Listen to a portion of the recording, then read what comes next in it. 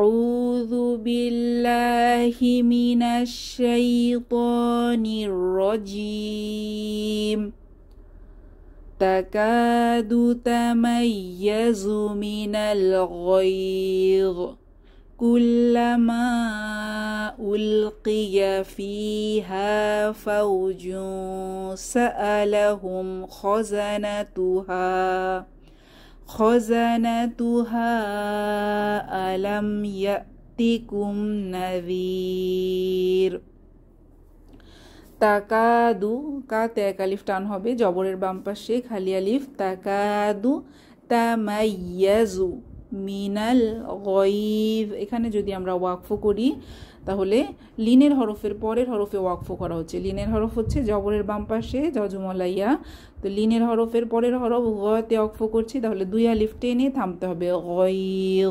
আর যদি মিলিয়ে পড়ি গায়যি কুল্লামা মিলিয়েও পড়তে পারি, তাহলে গায়যি কুল্লামা, এখানে মাতে বড় টান হবে, মাদের সাইন আছে, এই যে ঢেউ খেলানো চিহ্ন এটা থাকলে তিন আলিফ টেনে পড়তে হয়। কুল্লামা উলকিয়া ফিহা, ফিতে এক আলিফ টান, হাতে এক আলিফ টান। ফি জেরের বাম পাশে জজমলা ইয়া মাদের হরফ এক আলিফ টেনে পড়তে হবে।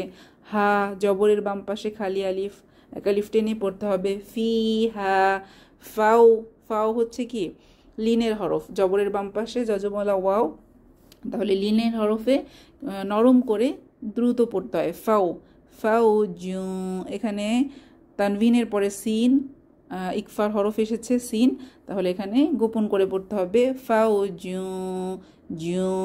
সাআলাহুম খাযানাতুহা, হাতে এখানে বড় টান হবে, মাদের সাইন ঢেউ খেলানো চিহ্ন, তিন আলিফ টানতে হবে। হা খাযানাতুহা আলাম ইয়াতিকুম, ইয়া এটা হচ্ছে হামজায়ে সিফাতে শাদিদা, যে হামজায়ের উপরে সাকিন এসেছে, তাহলে একটু ধাক্কা দিয়ে পড়তে হবে। ইয়াতিকুম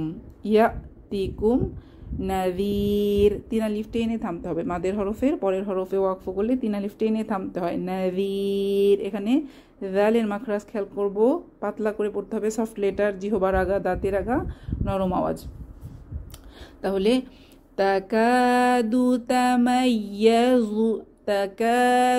তামাইয়াজু মিনাল গায়য কুল্লামা উলকিয়া ফিহা ফাওজুন সাআলাহুম খাযানাতুহা, এখানে আমরা থামলাম খাযানাতুহা, তো এখান থেকে আবার মিলিয়ে পড়ব খাযানাতুহা আলাম ইয়াতিকুম নাযীর।